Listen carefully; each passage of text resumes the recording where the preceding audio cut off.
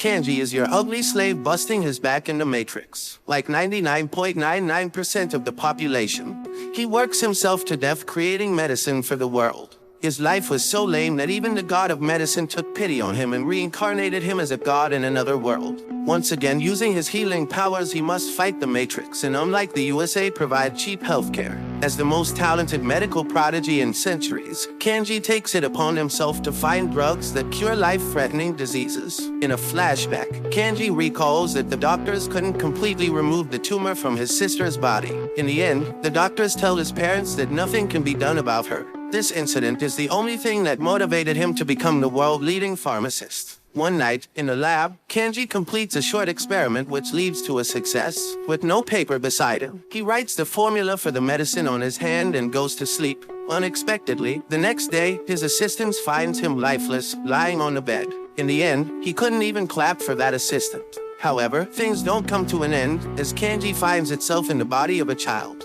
For a moment, he thinks that this might be flashes of some previous life. However, after regaining his senses, he finds a busty girl in a maid outfit by the name of Charlotte. Strangely enough, she refers to him by the name Master Falma, which more or less sounds like the name of a drug company. Accordingly to her, he was struck by a lightning and ended in a small coma. As reality sets in, he realizes that he finally worked himself to death and got teleported to another world. Realizing he couldn't clap most of his students. Following this event, the maid undoes all the bandages on his body only to discover the holy mark of the god of medicine.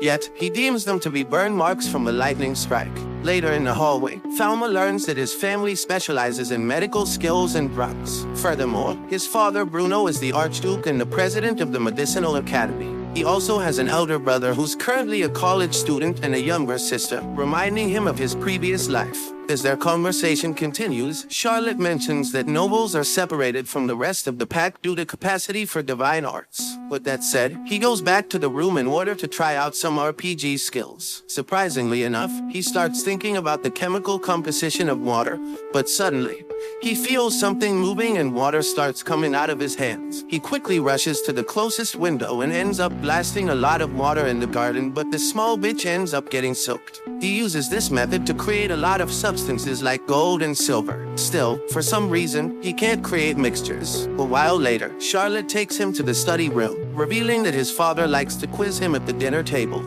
Upon skimming through some of the books, he learns that the medical knowledge of this world is at least centuries behind Earth. This means he can confidently face his father at dinner. He goes over to meet with his family. He immediately sports her mother and little sister, then his father welcome him, but just as Charlotte said, Bruno asks a very complicated medical problem. Without any hesitation, Falma answers the question, allowing him to continue his daily lessons. I swear to God, if this were my father, I would have prepared some sort of medicine to put him in a coma until his diaper is full of shit. The following morning, Bruno's personal student Eleanor Bonnefoy resumes her classes with him. Still, she can't digest the fact that Falma is talking to her with such good manners. Like always, she wants him to tie her up and make her submit to daddy. But now it feels to her as if he has lost all the testosterone when the lightning hit him. Just to summarize his previous lectures, Eleanor goes over the basics principles of divine arts and their 5 attributes. Moments later, Falma uses her magic wand to cast a water spear that turns into a dragon. Instantly, Eleanor loses her stuff, as one person can only use a certain amount of divine arts in their lifetime. Worried, she checks if Falma has any more divine arts left in him. She gets a device to measure his chakra and tells him to grip it tightly like if he were to whack off. To her surprise, he breaks the testing device, proving that he has both positive and negative elements. With nothing more to do, the two of them walk back to the estate. Along the way, Falma tells Eleanor that she rests up from the earlier shock. For some reason, he magically sees that she strained her finger this morning. Moreover, the color around the affected area changes when he comes to the right conclusion. This freaks her out even more, as the divine eye is the ability of the god of medicine. Furthermore, Eleanor points out that he doesn't have a shadow even in broad daylight, which even shocks Falma himself. From the immense shock, Eleanor catches a high fever, forcing her to skip class with Falma. Ultimately, Bruno prepares a medicine along with an instruction, and he asks Falma to personally deliver them. Even so, he knows that the formula wouldn't really help Eleanor deal with the fever, which forces him to use his own skills. Inside the Bonnefoy estate, she comes to meet him in full body armor, assuming that Falma is here to silence her. Despite making his intentions clear, Leonor still assumes that he wants to kill using his divine arts or the new type of medicine. Eventually, Falma leaves the house after clearly stating that he needs her in order to master the divine arts. Thankfully, the next day, Leonor decides to show some balls and show up to the training session. For that purpose, she takes him to an isolated island because his uncontrolled powers can evidently level the whole city. After days of training and clapping, Falma manages to obtain a deeper understanding of the divine arts. By now, he can even diagnose patients from afar using his divine eye. Unexpectedly, he sits around the staircase watching his servants using his magic eye, and notes down all the ailments of servants including Charlotte, and turns out she has a problem with dry skin on her hands. He then goes into his room, where he ended up creating medicines for each servant hoping that everyone can be treated despite their social class. Moments later, he goes over and hands them over to each one. Upon receiving the medicine, all the servants bow down to Falma in appreciation. Charlotte reveals that commoners can't afford pharmacists and the drug they prescribe. Once again, he finds a new motivation to continue becoming the best medical doctor in the world. A few days later, Bruno reveals that his sister Blanche is suffering from severe chickenpox. On top of that, he needs to leave for a sudden house call. Although, before going, he tells Falma that he suffered from chickenpox as well, hinting that he has lifetime immunity. Despite this fact, he tells him to be careful because in some rare cases chickenpox can infect someone twice. Instantly, Falma's respect parameter for Bruno goes to another level, as this fact was just recently known on Earth. With that said, Falma goes into his secret lab to create the most simplistic medicine formula possible. This medicine does wonders on Blanche's body, making her recover in just 1 week. After a few days, Bruno calls Falma to his room only to reveal that the Empress of the Kingdom needs their help. Despite the sudden call, Bruno refuses to expose any information regarding the Empress's condition. Ultimately, the two of them make their way to the Imperial Castle. There, the head court physician tells Bruno that Their Majesty Elizabeth II is getting worse by the minute, and almost has the 2 legs in the coffin. After examining her by himself, Bruno comes to the conclusion that she is destined to perish. At this point, Falma is pissed off that these useless pieces of shit can only give her anesthesia to relieve her of pain. What's worse is that Bruno gives Elizabeth the anesthesia, claiming that it's a powerful drug that can treat the sickness. Evidently, Falma knows that none of the pharmacists present on the scene can cure Elizabeth, and so he is forced to use the power of the divine eye. As it turns out, he finds out the problem is in her lungs. Elizabeth suffers from a severe case of tuberculosis, also famously known as the White Death. Out of nowhere, a little bastard comes crying into the room to stay by his mother's side. After seeing this sight, Falma grows irritated, realizing that the pharmacists are now planning to use astrology. He then walks closer to Elizabeth, boldly claiming that there is a new type of medicine for her treatment. Immediately, Bruno and the others try to stop him from rambling nonsense. However, Elizabeth reminds everyone that she is the one who holds authority in the room. With that said, she decides to bet on the little glimmer of hope shown by Falma. When it's all said and done, Falma uses the castle lab as his personal play area. Due to the complexity of the medicine, he first writes down its chemical composition and then initiates the brewing process. Amidst the process, Bruno busts in the lab like the FBI, asking what the hell is in the drug.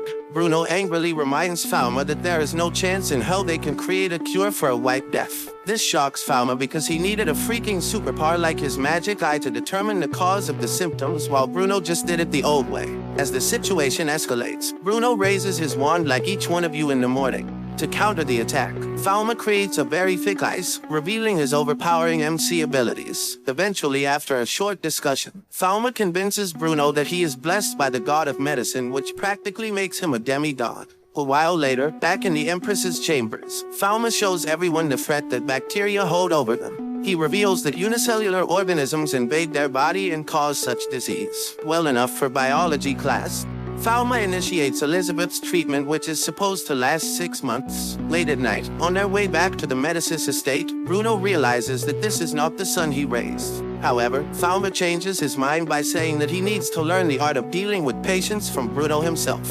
Unexpectedly, 3 whole months have passed since Falma started Elizabeth's treatment. During these months, Falma and Bruno have been diving in the depths of medicine. At one of these sessions, Bruno mentions that various nobles have been typing to Poots the recipe of the medicine Falma created, but he has been making excuses ever since. After some thought, Falma reveals that medicine can be created by common people who lack the ability of divine arts. This both shocks Bruno and sends him into deep thought, as many nobles would like Falma dead. With that said, the two of them make their way to the Imperial Palace for the continuation of treatment. There, No reveals a gossip that is going on in the palace, saying that Her Majesty wants to reward Falma for such an extraordinary service. Excited, he wants to know what are the things that get him going. To his utter shock, Falma says that he wants to open a pharmacy in the capital that caters to everyone. A while later, he goes inside Elizabeth's room to give Her Majesty the scheduled treatment. Naturally, the two of them start talking about the effects of her illness on the throne and her power as a ruler. Along the lines, Falma senses that Elizabeth feels as worthless as one can get. He reminds her that these past months her son needed his mother the most. Just like him, there are many across the kingdom that respect and need her.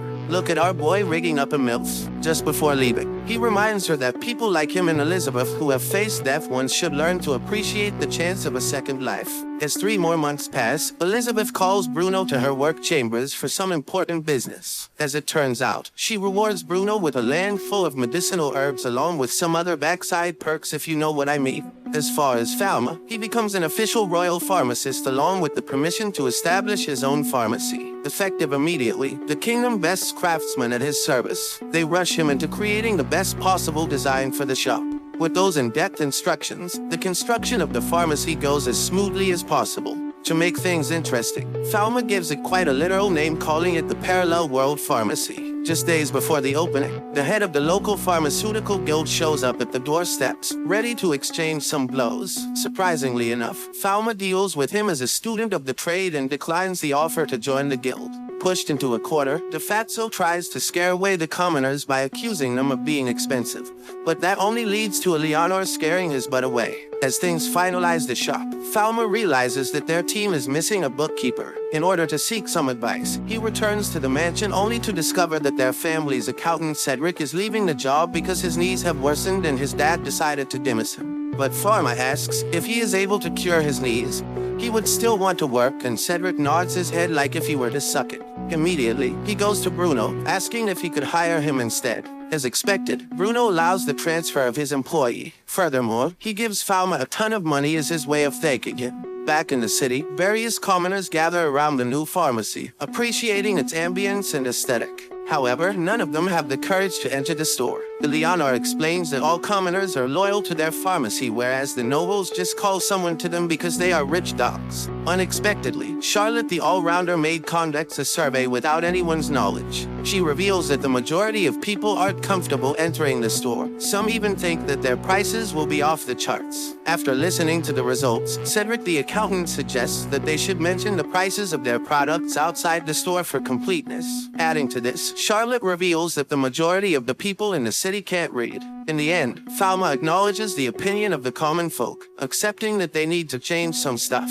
A while later, his dad and mother drop by the shop in the most obvious of disguises. Apparently, they wanted to tour the new place and see how their young pharmacists are doing. After taking a tour of the place, Bruno asks if the common folk are using his products. In all honesty, Falma goes on to reveal that they are having problems connecting with the common folk. Upon hearing about the issue, his mother suggests that he should add a line of cosmetics that will attract attention from women in all walks of life. Bruno seconds this suggestion, but he strictly forbids Falma from using white powder shit because they contain metals that reduce lifespan. He also states that some stupid bitches have been removing excess blood from their body just to look younger. Out of nowhere, someone barges into their lounge, seeking medical help for a lady. Hurriedly, Falma makes his way to the noble's carriage only to find a young girl half asleep. With the divine eye, he determines that the girl has been going through constant blood removal. He brings her into the shop and forbids her from any further procedures or makeup. To everyone's surprise, this crazy bitch says that her future husband likes young skills. Thankfully, someone with a clear mind like Falma reminds her that being alive is more important. In the end, he promises to create a new type of makeup that will not cause any harm. Over the following week, he constantly tests new types of organic foundations that contain zero metals. Ultimately, he gives the products to Lady Chloe along with her other medicine doses. From that day onward, with Charlotte's marketing skills, the cosmetic line became the #1 product amongst both nobles and commoners. As a matter of fact, Falma finds himself in a pickle, as the supply chain can't keep with the demand. Eventually, he strikes a deal with Chloe to open a subsidiary company primarily focusing on cosmetics. This shop will be used to create and test the new cosmetics. Over the week, Bruno, Falma along with the rest of the team visits the port city that was rewarded to Bruno during the whole White Death situation. The current governing officials gather a detailed report of the city's finances over the last 5 years. As the discussion progresses, Bruno tells Falma to get the fudge out and go do something stupid shit in the ocean. At the beach, Blanche and Charlotte run into the ocean with the intention to play on the shore. Following them, Eleanor also goes crazy and starts to reveal the good stuff underneath. She notices that Falma has been down from the moment he laid eyes on the ocean. Naturally, she thinks that some kids are afraid of the ocean and so she leaves him alone. Meanwhile, Falma is drowning in nostalgia as he remembered the day when he promised to swim with his little sister. Yet, due to her disease catching up, that day never came by. Out of nowhere, Charlotte lets out a loud scream, revealing that Blanche was pulled in by the strong current. Immediately, he jumps into the ocean without a second thought in mind. As the currents get stronger, Falma wonders if he will lose his sister once again. In that moment of need, he goes all out with his right hand, erasing every molecule of water and salt in the area. For a moment, Eleanor thinks that he is somehow holding back the water, but then she realizes that the sand of the ocean floor is completely dry. After getting to the shore, Falma notices that both Eleanor and Charlotte are scared to death by his new ability. Late at night, he contemplates that one wrong slip-up could have erased all the water in everyone's body and could have killed his little sister. Moments later, Charlotte comes to the room asking forgiveness for her powerlessness. As it turns out, she did not fear him, rather it was the opposite. On the other hand, the news of this event spread across the neighboring Holy Kingdom. They deem that the boy without a shadow is a heretic who should be slain. Back in the Imperial City, Falma notices that the rush in the shop is 3 times as before. Along with this, he also finds 2 odd-looking cosplayers looking around suspiciously. He tries to communicate with them, but the men leave without saying a single word. After a few days, on the break of dawn, a carriage full of impure stuff slams into the pharmacy, wrecking the whole building. This news gets to Bruno, who deems this event to be a declaration of war. Immediately, Falma internally claims that both the local guild and the people in the white robe could be their prime suspect. Yet, he acts wisely and does not make hasty false accusations. Back at the pharmacy, local citizens and members of the community help Falma and Cedric clear all the trash. As this goes on, a lady comes to the shop, seeking medical help, crying, explaining that her dad passed out. On horseback, she takes him to a remote area, and she tells him his dad is on the hill. But as they walk through the grassland, when he turns back to ask for her dad, the bitch has vanished. Immediately, Falma gets surrounded by knights of the Holy Temple. Like a nice little daddy's boy, Falma tries to handle things with civil manners, whereas the assassination squad of the Holy Temple is hell-bent on killing him. After seeing that he has now shadow, Solomon the leader assumes that Falma is another evil spirit because he doesn't possess any shadow. They attempt to imprison him by using magic dome that just miserably fails. Eventually, these grown-ups start attacking a little child with magic. However, none of their attacks even lay a scratch on Falma's body. Ultimately, all the members unleash a 4-element combo attack, forcing Falma to reveal his true strength. In doing so, Commander Solomon falls from his horse and sustains a severe injury. In that moment, Solomon notices that Falma is marked by the holy god of medicine, which would make him a vessel of the guardian deity. This also explains why Falma has no shadow, as gods are being with the purest light. Upon realizing their blasphemy, all the knights accept that they must atone for their sins with their life. However, Falma stops Solomon before he does anything stupid. He then builds a tent in order to perform a surgery on his leg. Despite having little experience in the field, he manages to save both his life and leg. After a few days, Solomon visits the pharmacy as the new bishop of their kingdom. With him, he brings a divine wand that is capable of channeling all 4 elements of nature, and it can also be quite portable. Now it seems like an Apple commercial. Anyways, Falma gets worried that he might forget the wand in some chick's house or in the red light district area. However, Solomon insists that he should try the freaking thing first. The minute he touches the wand, it starts glowing, which indicates that Falma is worthy to use it. Furthermore, no mortal being can hold the wand because it's not of this world. but one can also allow him to do Harry Potter type shit like flying. Before leaving the pharmacy, Solomon gives him a talisman which can suppress divine power, allowing him to have shadow. Later that day, Falma takes his little sister and Charlotte to a shop in town. Along the way, he notices a woman asking the local pharmacy to stock products from the parallel world pharmacy. Unexpectedly, the owner reveals that the local guild doesn't allow them to do anything of the sort. This leads him to thinking that another guild must be made that can help other pharmacies sell their medicine. Simultaneously, at the local pharmaceutical guild, the Fatso Baron and the others have their backside burning in jealousy. Despite the positive comments they heard about Falma, the guild refuses to accept him as a fellow pharmacist. In fact, the Baron issues a new order, stating that all members are forbidden from contacting the guild. Everyone at the meeting cheers for this decision except Pierre. As it turns out, his daughter is suffering from a high fever, and the local doctor is off on honeymoon. Coincidentally, Falma encounters him desperately banging the clinic door, shouting for help. There, he introduces himself as a royal pharmacist and invites him to the parallel world pharmacy. Initially, Pierre is hesitant due to all the restrictions from the guild. However, upon seeing his daughter, he is given into the situation. Together, after walking to the pharmacy, Falma takes him inside through the back door to avoid the risk of spreading the disease. Pierre makes an assumption, thinking that this is due to his commoner status. Inside the pharmacy, Falma gives him a cloth to cover his mouth, which clears his doubts about him treating others according to their status. Following this, Falma personally provides an in-depth examination, concluding that it's just a common cold. In the evening, he discharges her from the guild and also tells Pierre that he should rush over if anything odd happens. Back at his house, Pierre tells his wife that he brought medicine from the parallel world pharmacy. With deep regret, he realizes that Falma's ability is way ahead of anyone in the guild. In the end, he starts crying because the usual medicine can't really save anyone in the city. In the next meeting, Pierre boldly says that Falma's method of treating people is more logical, whereas they just hand out random herbs left and right,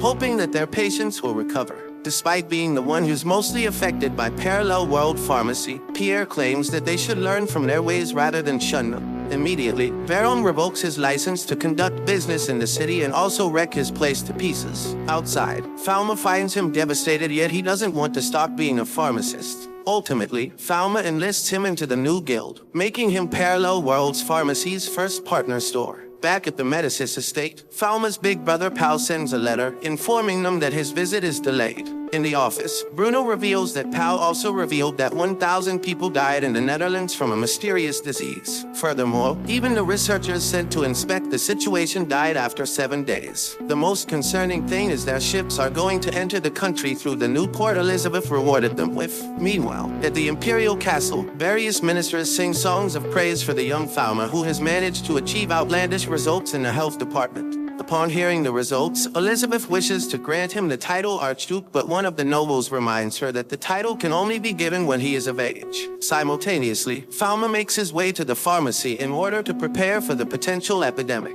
A few moments later, he receives a pigeon carrier from Pau containing a sketch of the bacteria. Instantly, he realizes that the disease is none other than the infamous Black Death. In a state of hurry, he rushes over to Bruno's office, as this is something that requires a few extra hands. Thankfully, by now Falma has already created a medicine and established quarantine stations at the port gates. Still, the threat of the disease spreading like wildfire is no joke, and so together they present their case to Elizabeth herself. There, the three of them set a few new parameters to avoid prevention of disease through rats and other insects. When it's all said and done, Falma makes his way over to the compound guild for the sake of rechecking everything. There, Pierre assures him that thousands of medicines have been sent to various stations and pharmacies. In the end, he claims that their guild will not let the disease spread any further. On the other hand, at the castle, the finance minister gives a detailed report about the trade show. Despite the disease, this guy is still worried about all the money they will lose. To counter his concerns, Elizabeth reminds him that the health of the people is everything, and so he should just shut up. As everyone prepares to fight the disease, both Falma and Eleanor depart from the Imperial City to the port city. The moment they step foot in the port city, two of Eleanor's students give them detailed reports about the current situation. Fortunately, as of now, none of the ships or crew members seems to have symptoms of the Black Death. However, there are many ships in the middle of nowhere that Falma needs to inspect himself.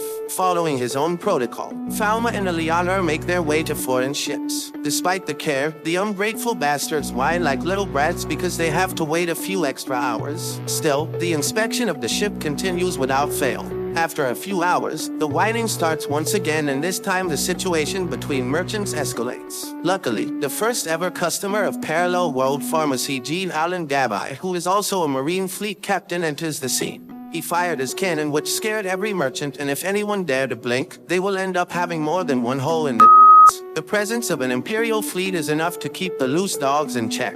Finally, after returning to the city, Falma, Eleanor, and the rest of the team report that there were no cases on the upcoming ships. Out of the blue, Adam, the leading governor of the city, barges in the tent, revealing that a small town has reported cases of sudden deaths. As it turns out, one of the ships decided to skip the inspection and land on the other side. Without wasting any time, Falma uses his wand to fly over there immediately. Upon reaching the city, he finds a bunch of illiterate people running for their lives. Initially, Falma politely tells them to return back and let him treat them. However, the villagers perceive him as the evil spirit spreading the disease amongst them. In the end, Falma uses his divine arts along with the wand to create an ice dome around the city. He then reveals himself to be a royal pharmacist, which honestly should have been the first thing. Inside the city, Falma and a few of the unaffected locals start planning their strategy for future action. Simultaneously, at sea, Jean and his crew come across a renegade ship filled with corpses. They conclude that these fools were the one carrying the Black Death. With great sorrow and regret,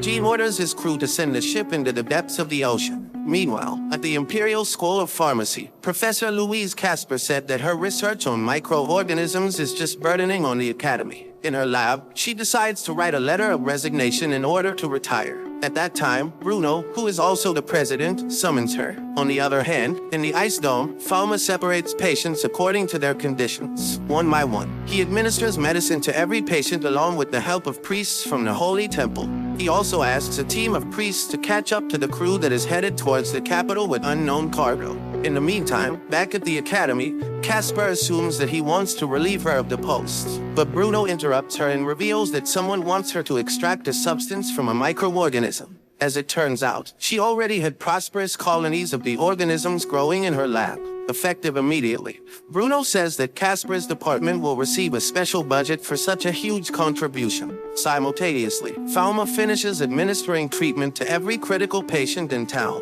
He reports that more than half with severe symptoms are in stable condition. However, some of them have died as well. With that said, he leaves the city in the hands of the priest in order to catch the rest of the crew. Along the way, he comes across a few men who reveal that the rest of the crew is going to the capital with 5 holy knights and expensive cargo. Amongst all the stuff, there are also rare white squirrels directly imported from Netherlands. Upon hearing the full story, Falma immediately connects the dots between Elizabeth's illness, 5 holy knights accompanying commoner merchants, and white squirrels that are the source of Black Death. The following morning, in the capital, Bruno reports to Her Majesty about the current situation of things. He predicts that the infected cargo would enter the city through Gate 6. As a countermeasure, Elizabeth orders the guards to tighten security at all the gates. Despite all the efforts, the Holy Knights from the other kingdom break into the city and release all the infected squirrels. With all the commotion outside, Bruno concludes that someone he knows has planned this invasion all along. Back in his college days, there was a medical genius named Camus who introduced various new treatments. However, due to his uncanny habit of experimenting with humans, the Holy Temple stripped him of divine arts and banished him from nobility. Back in the city, the 5 knights complete decimate all the imperial forces with their divine arts. Their powers run rampant until Solomon and his team of priests arrives and strips them of their divine arts. A few moments after, Falma enters the capital only to discover that the majority of people have been infected by the Black Death.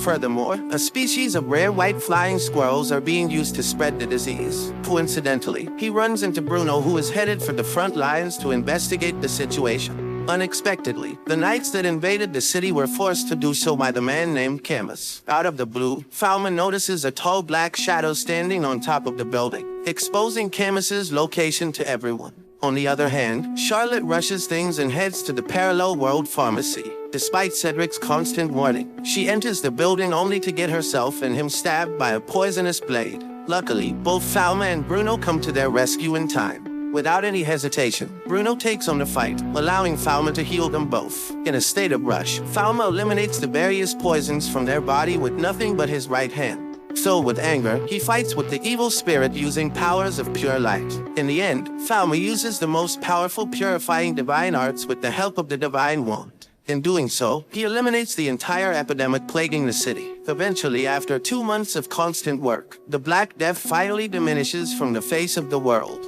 In the end, the parallel world pharmacy resumes work far better than ever. Watch this next video. Don't forget to smash the like button, subscribe, and let me know what you think about this anime on the comments. Till the next my recap followers.